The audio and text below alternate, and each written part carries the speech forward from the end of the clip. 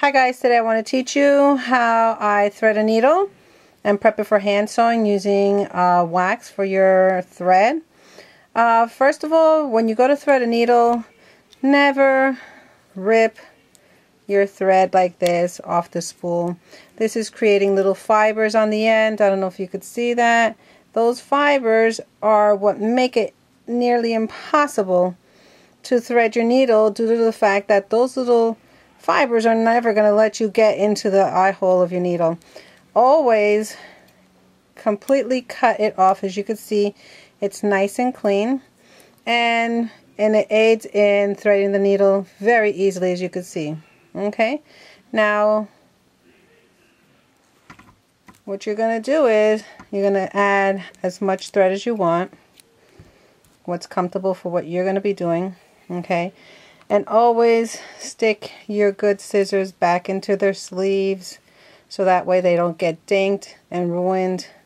I keep mine on a string that I keep around a ribbon around my neck. Always, because when I'm sewing, I'm very busy and I don't want to be looking for my little scissors or my thread nippers.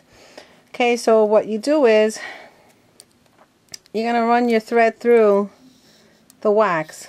Now this is done to keep the thread from twisting on you and makes it easier for you to sew. Now this wax that I just put on here, I like to run it through heat. Oops, I just broke my thread. But what you would do is you would just run it through here. You can take an iron. If you're ironing, if you're sewing, you usually have your iron on. You would press this and melt the wax into the thread. Or what I like to do is I like to take my lamp that I have over my sewing machine. It's a black one with metal on the outside, as you all know, a basic thingy lampshade. So what I like to do is I like to run, imagine this is the lamp shade and it's hot from the lamp. I like to run my thread over it, which actually melts all the thread into the wax into the thread, keeping this nice and taut. Let me show you one that I've already done.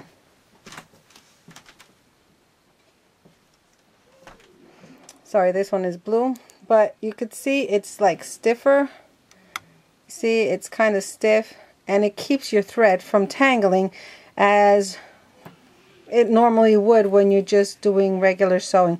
And it drives me crazy that when I'm doing any hemming or any sewing, that as I'm sewing, it tends to like knot up on you, and then you're left with so much thread that you can't pull through, and then you have to cut it off and start all over again, leaving the end that you haven't finished off broken off. Okay guys, I hope this has helped you and explains to you what the needle thread is wax is for, and how to thread your needle.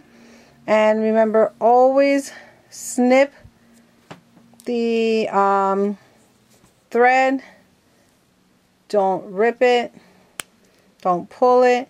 You will not get these in due to the fact that you have all these little fibers hanging off the end of your thread. And a good thing to know is always get good quality thread for sewing.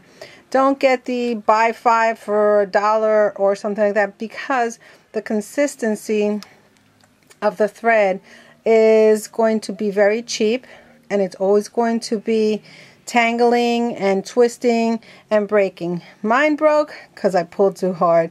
So if you want to see me thread again, I'll do it one more time.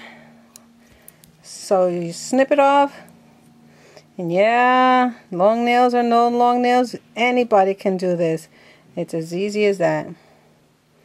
Okay, and I've been sewing for many years, and in doing so, it drives me crazy when my thread breaks on me, gets tangled. It just makes me go crazy. So remember, good thread, wax. When you wax it, heat it up with an iron, run it through the bottom of your iron, or as I do, I'll take it, pretend this is the lampshade. I will take it, the hot lampshade on my lampshade over my sewing machine. I like to take it, like I said, run it over the lampshade. This heats up the wax and makes your thread ready to sew tangle free. Hope you've enjoyed this little tutorial. I hope it's been informative and helpful, and you try it if you have any problems with your needle and thread.